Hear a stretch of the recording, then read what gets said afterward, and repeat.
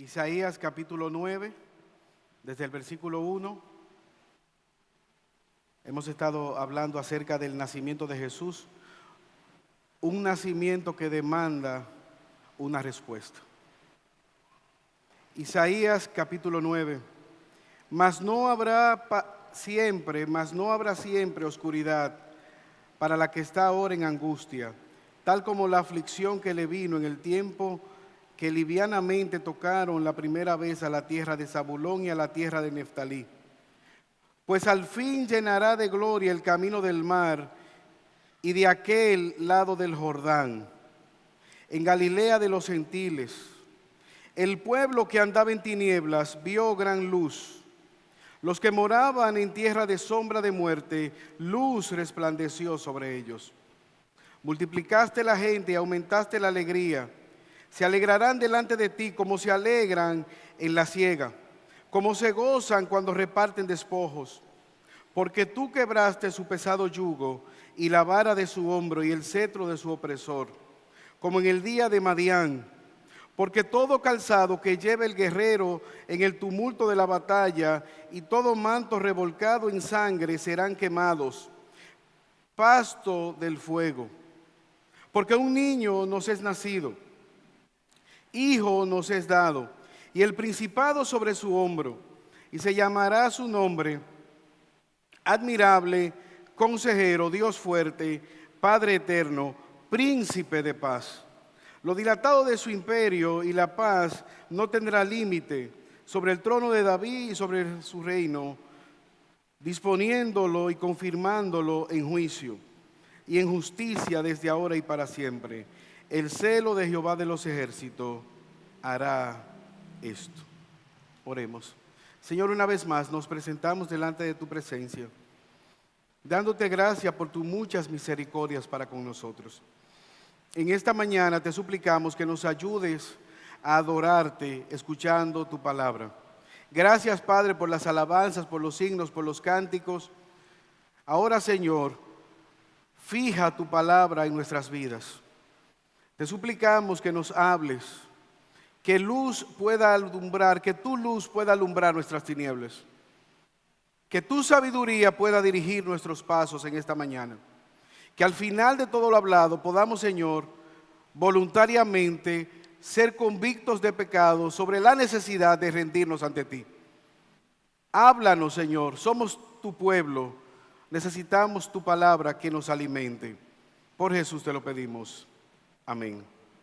Hace algunos años, en una época similar a esta, la abuela de mi esposa, residente en los Estados Unidos, venía a la República Dominicana y se decidió hacerle una fiesta sorpresa, aprovechando que había estado de cumpleaños. Las personas fueron al aeropuerto a recogerla y mientras estaba todo preparado, la comida cocinada, el sermón que se iba a compartir en esa mañana, ¡oh sorpresa!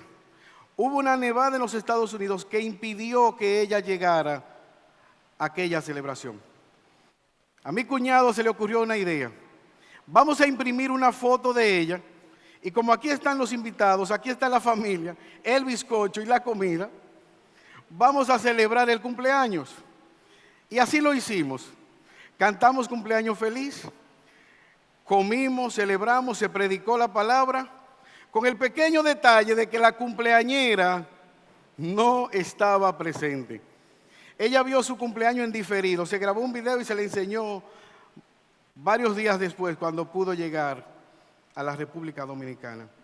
Ahora, ¿sabes qué? Al ver esta época navideña, nosotros fácilmente podemos llegar a la misma conclusión. Las personas están celebrando, están felices, están comiendo, están llenas de alegría, con el pequeño detalle que en muchas ocasiones el cumpleañero no está presente. La persona celebra la Navidad ignorando que la palabra Navidad significa nacimiento, sin preguntarse dónde está el que cumple años. Justamente este pasaje nos habla a nosotros de ese que cumple años. Ahora, independientemente de las de las distorsiones, de las discusiones, que si fue en esta época, que si no fue en esta época, si es pagano, si no es pagano celebrar. No voy a entrar en esas diatribas. Lo importante es que nosotros podamos ver que Jesús es un rey que viene a salvar al pecador. Jesús es el verdadero rey que nació y que ha venido a salvar a los pecadores. Evidentemente nosotros podemos ver en todo el contexto del texto que acabamos de leer, Israel estaba en profunda oscuridad, en tinieblas. No había luz en aquella nación. Esta nación fue escogida por Dios, Deuteronomio capítulo 7, verso 7, para que fuera luz en medio de las tinieblas, luz a las demás naciones. Dios era el gobernador de esta nación. ¿Cuál fue la razón? La misericordia de Dios. Era el más insignificante de todos los pueblos. Insignificante, nada. Dios dice, por ustedes ser insignificantes, no por ser valiosos entre los demás pueblos, yo les escogí. ¿Para qué le escogió Dios? Para gobernar esta nación, para que Él fuera el gobernante y las demás naciones pudieran ver a Dios a través de esta nación. Pero una y otra vez el pueblo de Israel volvía al pecado. ¿Qué les ocurrió a ellos? Ellos comenzaron a ver a las demás naciones, comenzaron a imitar su pecado y comenzaron a desear tener un rey. ¿Cuál fue el problema? Que no buscaron un rey como conforme al propósito de Dios. Ellos querían un rey como el de las demás naciones. Señor, no queremos que tú seas el que gobierne. Queremos un rey como el de las demás naciones. ¿Y qué ocurrió? El profeta entonces va donde Dios. Dios le dice, no te están rechazando a ti, me están rechazando a mí. Dale un rey conforme a las demás naciones. Y ahí surgió Saúl. Se nos dice de Saúl que era el más grande, el más buen mozo. De los hombros hacia arriba Saúl se paraba y era fácil ubicarlo porque era el más grande de toda la nación de Israel. Pero sabemos que no fue un rey que agradó a Dios.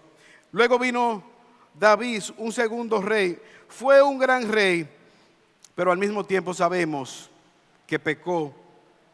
Luego su hijo Salomón estuvo en paz su reino, pero al final la idolatría, la perversión, la lascivia dobló el corazón de David y no fue un rey conforme a la voluntad de Dios. Y de ahí en adelante, rey tras rey se apartó de Dios, con algunas luces, pero el pueblo en sentido general se había apartado de Dios. Vemos el periodo también de los jueces. Antes de este periodo se nos dice que en esa época cada quien hacía lo que bien le parecía. Imagínense a dónde va una nación donde cada individuo es guiado por su propio pecado. ¿Dónde va una familia donde cada quien hace lo que le place? Así estaba la nación de Israel, en profundas tinieblas. Aproximadamente 700 años antes del nacimiento de Jesús se había dado esta profecía. Mira cómo inicia: no para siempre habrá oscuridad. Había gran tinieblas en el pueblo de Israel. Al final del capítulo 8 se nos habla de estas tinieblas. El pueblo abandonó a Dios y se dedicó a consultar brujos, a consultar adivinos. Si usted puede leer un párrafo adelante, Isaías 8, versículo 19. Y si os dijere, preguntad a los encantadores, a los adivinos que susurran hablando, responded. ¿No consultará el pueblo a su Dios? ¿Consultarán a los muertos por los vivos? ¿A la ley, al testimonio? Si no dijeren conforme a esto, es porque no les ha amanecido. Y pasarán por la tierra fatigados, hambrientos, y acontecerá que teniendo hambre se enojarán y maldecirán a su rey y a su Dios, levantando el rostro en alto, y mirarán a tierra, y he aquí tribulación y tiniebla, oscuridad y angustia, y serán sumidos en tinieblas. Es el juicio de Dios. Ellos han abandonado a Dios para ir a consultar muertos, brujos, adivinos. Dios les dice, ustedes irán de mal en peor. Gran tiniebla, oscuridad. Pero en el capítulo 9 hay una promesa. Esa ira de Dios no será para siempre. Ese juicio de Dios no será para siempre. Mas no habrá siempre oscuridad.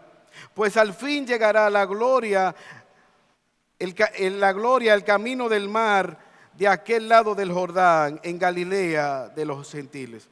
El pueblo que andaba en tinieblas vio gran luz, y los que moraban en tierra de sombra de muerte, luz resplandeció sobre ellos. ¿Qué significa la palabra tinieblas, la palabra oscuridad? En primer lugar, maldad.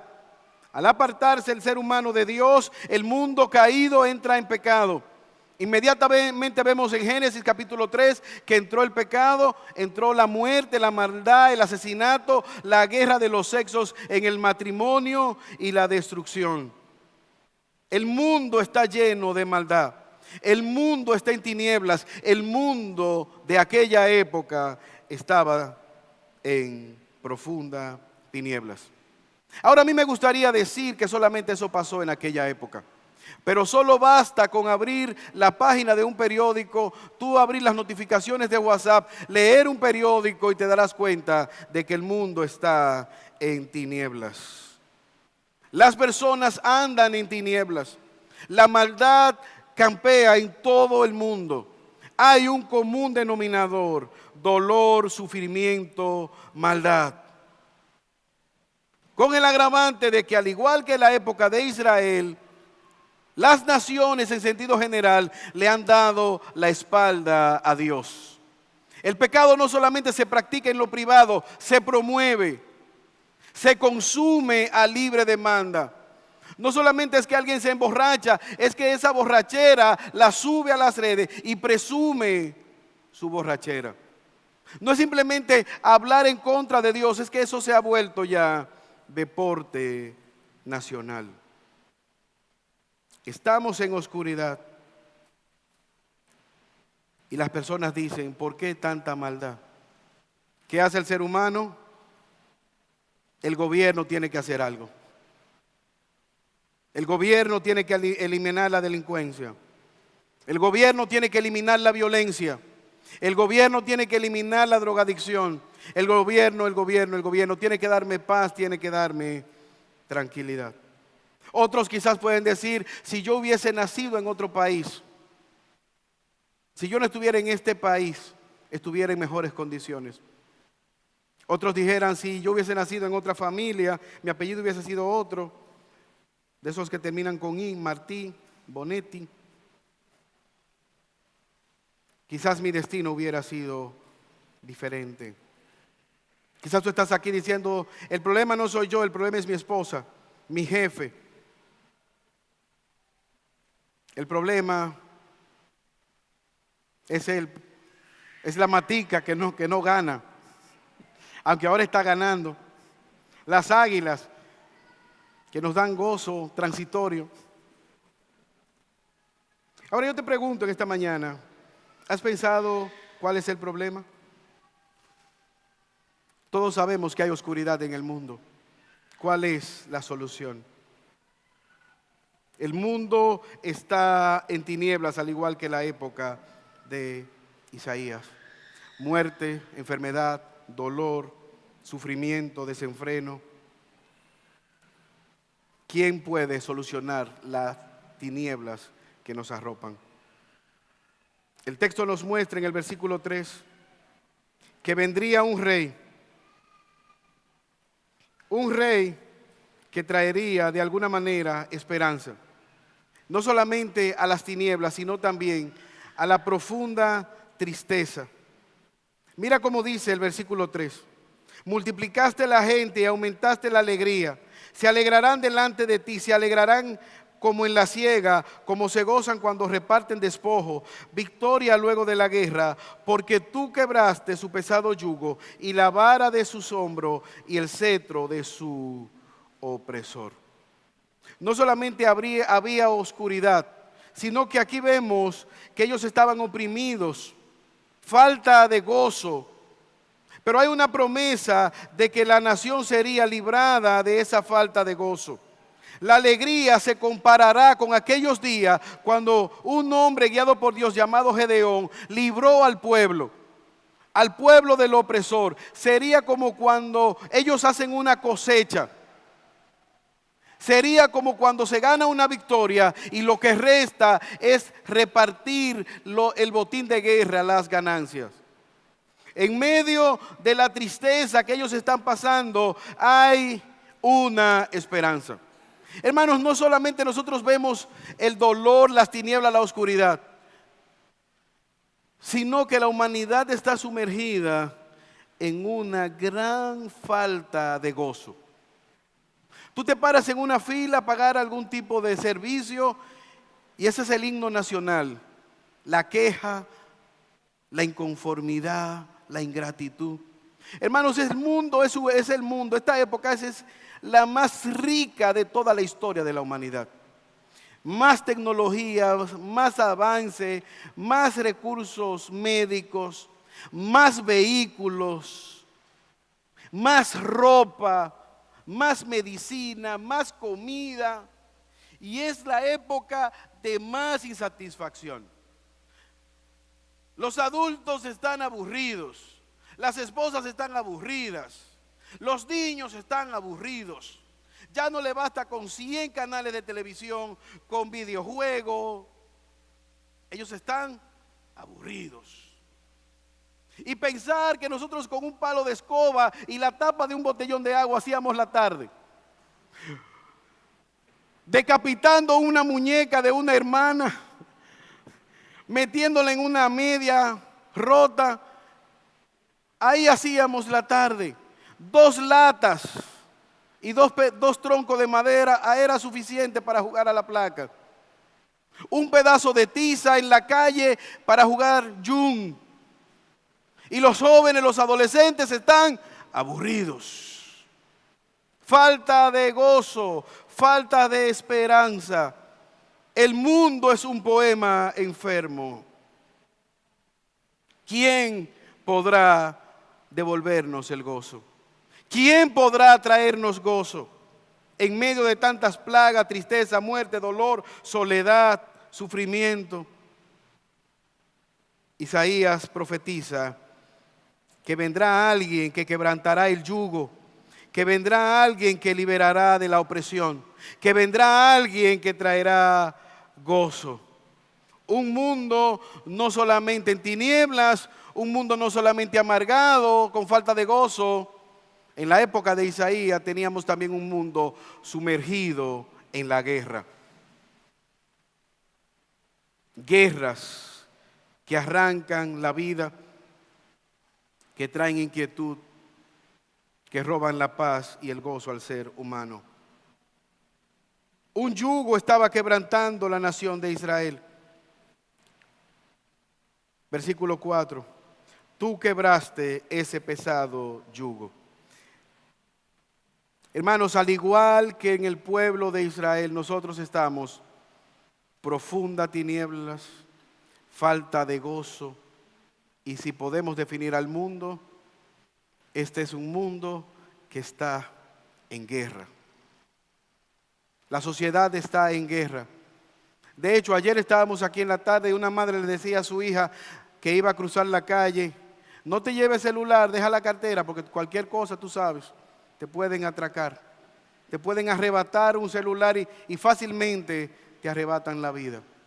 Ustedes están viendo nuestra vecina nación de Haití, sumergida en una guerra donde vemos asesinatos, violencia. Es común en los Estados Unidos un adolescente entrar con una ametralladora y matar todo su curso. Y fácilmente la razón perdí en el videojuego. Me caía mal la profesora. Oye, antes simplemente no les regalabas al final de año. No tienes que buscar una ametralladora y matar a todo el mundo. Guerras constantes. ¿Quién puede traer luz a las tinieblas, paz a la falta de paz y de gozo? ¿Quién puede dar paz en medio de la guerra. Mira cómo dice el versículo 6. Porque un niño nos es nacido, hijo nos es dado, y el principado sobre su hombro, y se llamará su nombre, admirable consejero, Dios fuerte, Padre eterno, príncipe de paz. Un niño, la esperanza de la humanidad está sobre un niño. El que puede dar luz a mis tinieblas es un niño. El que puede darme paz duradera es un niño. El que puede traer consuelo al mundo es un niño. ¿Quién es este niño? El texto lo dice. Es un niño que nos ha sido dado. Pero es un niño que es rey, es un príncipe.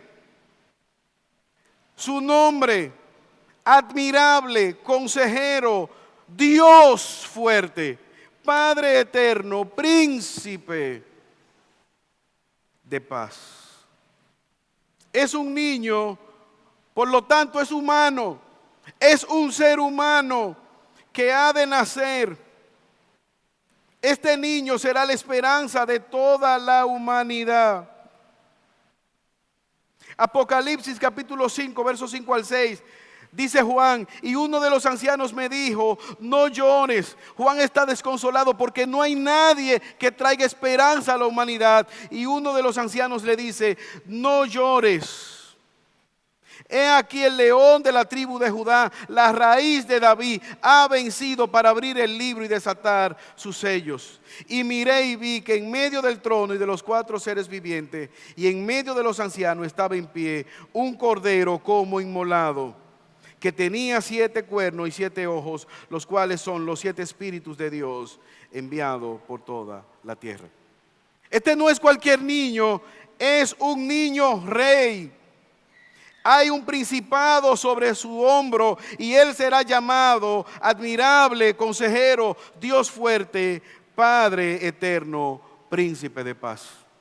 Es un rey, pero es un rey divino. Los atributos que se le dan a este niño son los mismos atributos que tiene Dios. Él es admirable, Él es consejero, Él es Dios fuerte, Padre eterno.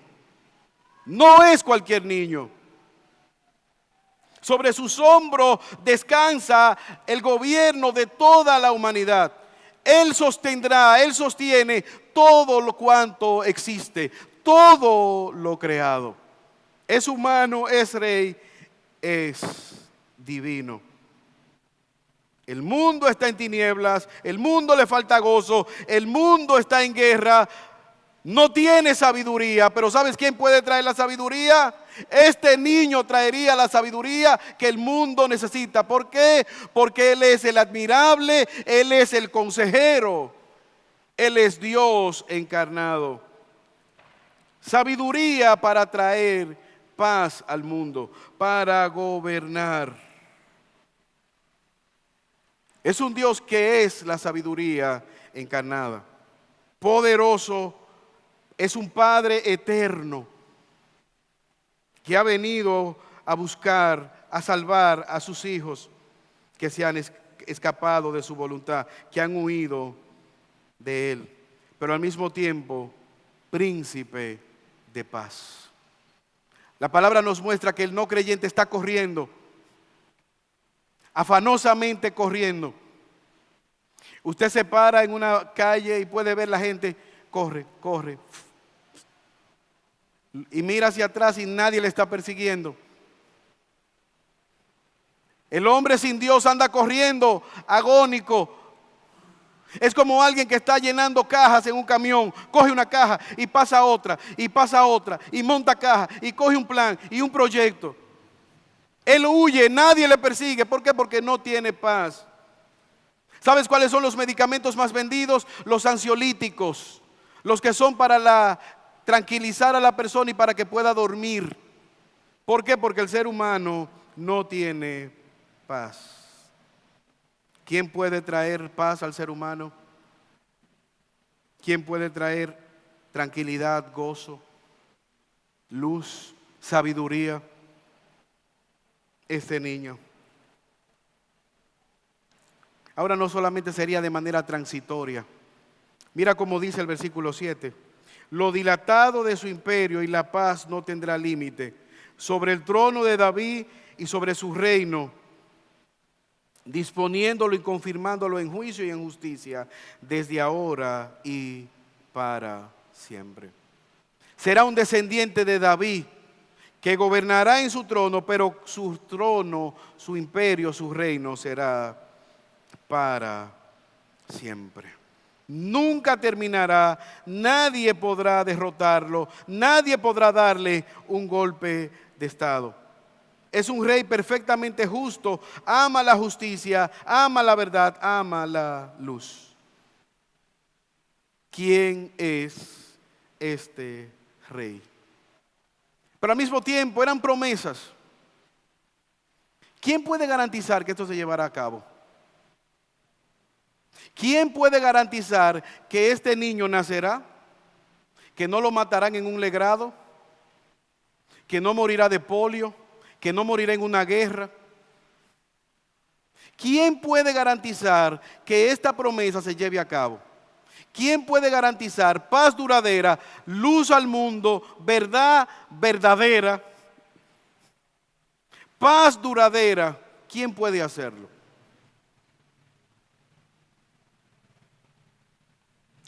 El texto lo dice, versículo 7. El celo de Jehová de los ejércitos hará esto. Yo lo firmo, dice Dios. Yo haré esto. 700 años aproximadamente después. Y Lucas nos dice quién es este niño. Lucas 2:8. Habían pastores en la misma región que velaban y guardaban las vigilias de la noche sobre su rebaño. Y he aquí se les presentó un ángel del Señor y la gloria del Señor los rodeó de resplandor y tuvieron gran temor. Pero el ángel le dijo, no temáis, porque he aquí nuevas de gran gozo para todo el pueblo, que os ha nacido hoy en la ciudad de David el Salvador, un Salvador que es el Cristo. Esto servirá de señal y hallaréis al niño envuelto en pañales, acostado en un pesebre. Y repentinamente apareció con el ángel una multitud de huestes celestiales que alababan a Dios y decían, gloria a Dios en las alturas. Este niño nació. Su nombre, Jesús, Él salvará a su pueblo. Pero este niño no se quedó en aquel pesebre acostado. Este niño creció, se hizo adulto, crecía en sabiduría para con Dios y los hombres. Juan 8:12, aquel niño se paró ya adulto y dijo, yo soy la luz del mundo, el que me sigue no andará en tinieblas. Él mismo se llamó a sí mismo la luz del mundo, revelando que era el cumplimiento de la promesa de Isaías. Por lo tanto, el acercarnos a Él es sinónimo de que nosotros tendremos luz a nuestras tinieblas. ¿Cuál fue el problema? La luz vino al mundo, pero usted y yo sabemos, los hombres amaron más el estar en tinieblas que en luz, porque sus obras eran malas. Él se lo reveló a los fariseos en la sinagoga de Galilea, diciendo, el Espíritu está sobre mí y se ha cumplido las promesas de Isaías. Derramó un río de milagros, levantó muertos, sanó leprosos. Pero aún así ellos prefirieron las tinieblas, vivir en el pecado. Pero al mismo tiempo en Lucas capítulo 2 versículo 10 al 12, pero el ángel le dijo, no temáis, porque aquí os doy nuevas de gran gozo, que será para todo el pueblo. Él ha venido a traer gozo, un gozo que va más allá de la circunstancia, porque es un gozo que está fundamentado en el mismo Jesús. Él es el gozo del creyente. Él es el tesoro. Como dijo San Agustín, nuestros corazones están inquietos, infelices, insatisfechos, hasta que encuentran descanso en ti, oh Jesús. Él es el gozo verdadero. ¿Sabes cuál es la principal causa de falta de gozo? No tener una correcta relación con Jesús. El no conocer a Jesús. Por eso, ante nuestra mayor necesidad, que es el pecado, necesitados de un Salvador, Jesús es nuestro Salvador. Teniéndolo a Él, lo tenemos todo.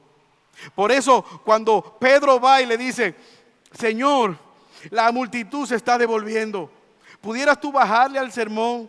Pedro, si tú quieres, puedes irte con la multitud. Pedro le dice: ¿a dónde yo voy? ¿A dónde iremos si solamente tú eres el único que tienes palabra de vida eterna?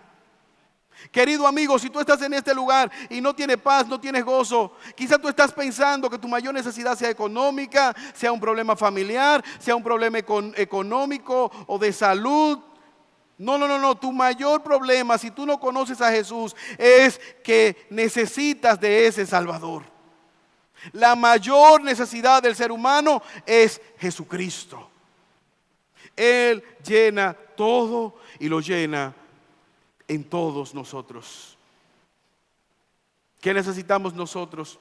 Conocer a Jesús. Jesús es ese Rey que ha venido a salvar a los pecadores. Ha nacido un Salvador que es el Cristo, que es el Señor. Pero al mismo tiempo, Jesús es la sabiduría para andar en un mundo convulso. Juan 14:6. Jesús le dijo: yo soy el camino, yo soy la verdad y yo soy la vida. Nadie viene al Padre si no es por mí. Él es ese consejero admirable que está dispuesto a guiarnos. Mira que Jesús no dijo: yo soy un camino, yo soy una de tantas verdades. No. Yo soy el camino, yo soy la verdad y yo soy aquel que puede darte vida. Y ¿sabes qué? Nadie puede venir a Dios si no es a través de mí. Nunca tendrás paz, nunca tendrás gozo duradero si no es en Cristo Jesús. Por eso necesitamos nosotros rendirnos al señorío de este Rey. Este es el gran problema. El problema no es que no sepamos quién es la verdad, quién es la luz, quién es la sabiduría, quién es el camino, quién es aquel que da la paz duradera. El problema es el pecado, que nos esclaviza, que nos engaña. ¿Sabes cuál es el llamado que hace Jesús? A someterte a su reinado. Ríndete o serás destruido. Ríndete o serás destruida en la condenación eterna. ¿Sabes por qué nosotros debemos rendirnos a Jesús? Jesús no es un Che Guevara cualquiera. Jesús es el Dios encarnado. Él es el Rey de Reyes, Señor de Señores. ¿Sabes lo que hizo Cristo? Él obedeció perfectamente al Padre desde su nacimiento hasta su tumba, cosa que ni tú y yo podemos hacer. ¿Recuerdas el joven rico? ¿Cuánto me cuesta la vida eterna? Jesús le dice: ¿tú sabes la ley? Ah, no, yo la cumplo. Ah, pues tú la cumples. Ven y sé mi discípulo. ¿Qué hizo el joven rico? Se quedó atrás. ¿Por qué? Porque no amaba a Dios sobre todas las cosas y mucho menos amaba a su prójimo. El día que el prójimo chocara con su dinero, pobre del prójimo. El día que Dios chocara con su dinero, era un avaro, abandonaría a Dios como lo hizo en ese momento. Dios le evangelizó, Dios le llamó a novedad de vida y él amó más el dinero y las riquezas que a Dios. Por eso, raíz de todos los males es el amor, no el dinero, el amor al dinero. Ríndete, porque solo Jesús derrotó a Satanás. Adán, el mejor hombre, fuera de Jesús, perfecto, pecó en un huerto donde lo tenía todo. Jesús, el segundo Adán, en un desierto, con hambre, con cansancio, con fatiga, derrotó a Satanás. Apártate de mí, Satanás, porque escrito está, y venció a Satanás. Jesús sanó todas las enfermedades, derrotó las enfermedades. Jesús en su vida, su muerte y su resurrección nos da poder para luchar eficazmente contra el pecado. ¿Has visto a alguien atado al pecado, algún tipo de pecado? Cigarrillo, droga, cualquier pecado que me quieras mencionar. Puede decir, yo lo dejo cuando quiera. Déjalo. No es que no quiero, no, es que no puedes. Estás esclavizado. Jesús vino y derrotó toda concupiscencia, todo pecado. Pero quedaba un enemigo